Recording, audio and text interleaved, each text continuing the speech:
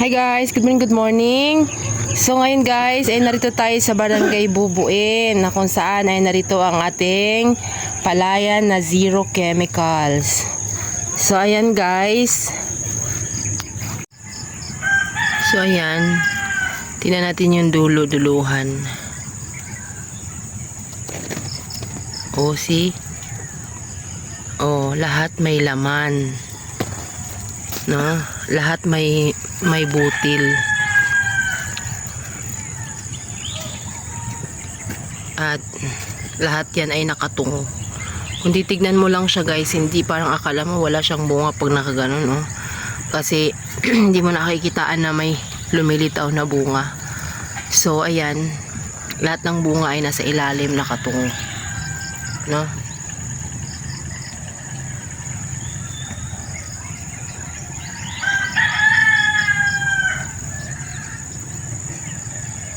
At ang kagandahan dyan guys, napakaraming web. At dito sa portion na to guys, ay mapapansin natin na yung gawing yellow na yon at saka ito, same variety, same din yung araw na nagtalok.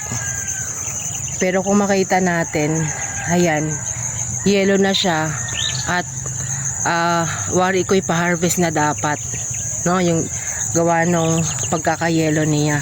Pero ito yung organic na natili siyang green at ayan yung kanyang loob. Hindi mo makikitaan ng pag-yelo yung dulo ng dahon. Talagang ano pa siya, mayroon pang pinoprovide na nitrogen yung ating lupa, kung kaya nananatili pa siyang green. So yung pinagkaiba dun guys, sabi ko nga yung synthetic natin 2 to 3 weeks lang yung bisa, ay ang huling pataba natin doon ay noong 40 days o 50 days.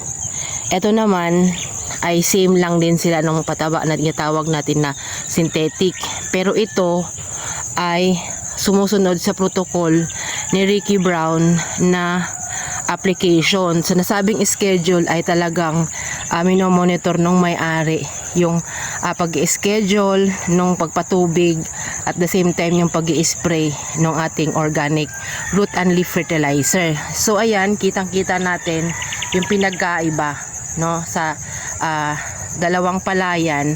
Pareho ng variety at pareho ng araw na itinalok. At the same time guys, etong variety na to ay sumobra nung punla, kaya yung iba ay napunta dyan. At ibig sabihin, magkakapatid sila, pero ngayon magkakaiba sila ng kalagayan. So yun po yung pinagkaiba ng ating organic fall harvest na dapat po natin naiintindihan. At dito po sa gawing ito ay hindi po ito nag-spray ng kahit na anong chemicals. At doon po ay completus ricados. Tara, ating lalapitan.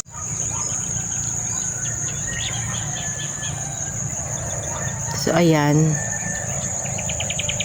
siya yellow na. Tapos dito sa atin ay ayan. Pag nakaganyan parang tinan mo. Pero pag tumungo ka, yan.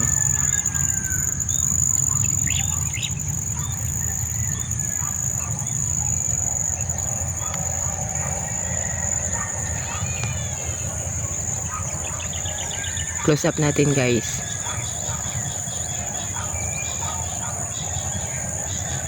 Yan.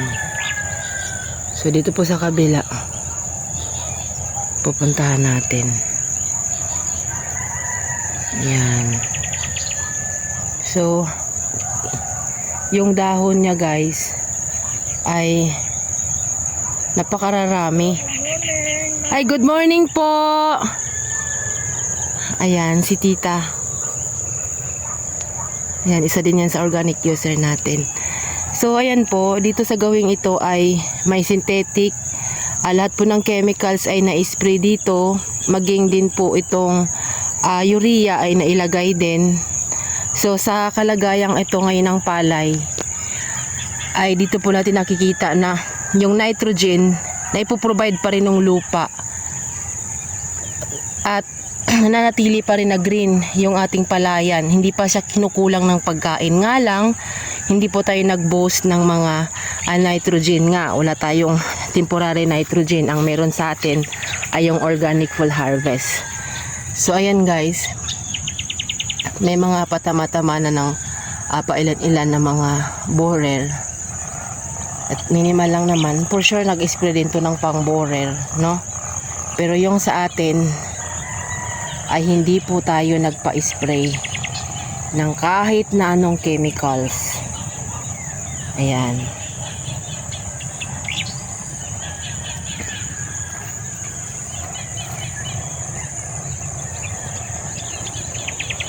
So yan guys, ang portion na to ay mga yuko na yung dahon. Dito kasi medyo green pa siya dito dahil hindi siya masyadong naiinitan.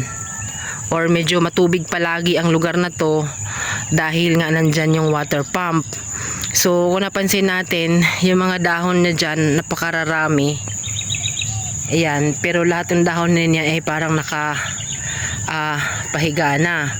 At sa gawing ito, ayan, yung dahon nakatirik. Tuwid na tuwid, no? So kung ating sisilipin, ayan, at napapakararaming web. Ayan. No, ang daming protector. Yan. Ang daming insect na nagpo-protect, ang daming web na naririto. No, so ayan, dito sa kabila. Ganayan. Ito ay green na portion, Ayan. Yung dahon niya mga nakahiga na lahat. Nabibigatan na sa sobrang kapal ng dahon. Pero yung katabi niya guys, ayan, yung katabi niya ay mga nakatirik. So ayan po yung difference ng ating fully synthetic at saka yung ating organic. Ito po kasing gawing ito nung time na nagsisynthetic at ito nung schedule ng synthetic, let's say ngayon nakapag-sabog ng triple 14, tapos kinabukasan biglang umulan maghapon. So totally na wash out talaga yung synthetic na nalagay. Tapos ito naman sa kababaan ay syempre napupunta lahat sa kanya dahil mababa yung niya, yung lupa niya. So at maliban doon, mas mataas yung application ng synthetic kaysa dito, kasi dito yung ating first application ng synthetic is nasa isang sakot kalahati lang dyan sa triple 14. At ito naman ay nasa mga 4 na sakong synthetic. At ito sa isa't kalahating sako ng triple 14 ay ito ay 1.4. Tapos nung inilagay ay na-wash out pa kinabukasan, so hindi niya napakinabangan. Ayan. So ayan po, ganyan po ang hitsura ng palay na naka-organic full harvest at itong ating synthetic, which is completos ricados yan. May soil conditioner yan, may synthetic yan, may pangkuhol, pangdamo, nandyan lahat. At mga pang-uod, kasi nung time na kasagsagan dyan ay puro maraming ibon. Samantalang ang gawing ito hindi naman dinadapuan ng ibon. So ayan po, kitang-kita po natin yung diferensya ng organic at synthetic. Sa organic na tayo guys, at ipapanatag ninyo ang inyong kalooban sa inyong mga pagbubukid, kasi 2024 na ngayon. Kailangan na natin mag-adapt ng bagong technology na kung saan ay napapag-iwanan na tayo. Ilan lang ang lumalaban sa pagiging organic. Dahil lahat po kayo mga farmer, matindi magmahal. Mahal na mahal ninyo ang synthetic. So ayan po, kayo na po yung humusga kung ano po ang kalagayan ng bawat palay na may pinagkaiba ba o wala. Ano? So si polysynthetic at si organic full harvest. No, at tayo iikot doon sa kabilang banda. Tayo na, ta. Mama! Dali na, dali na.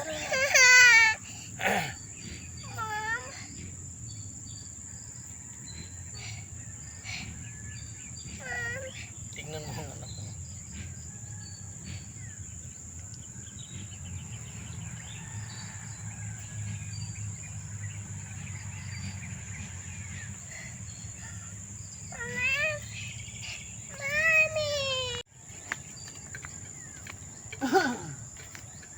Ayan po guys, yung dulong iyon, yun po yung yellow na ating nilapitan kanina. At ito po naman ay kaidadan lang. Pero nakita natin yung dulo ay wari ko'y parang ha-harvestin na sa kulay.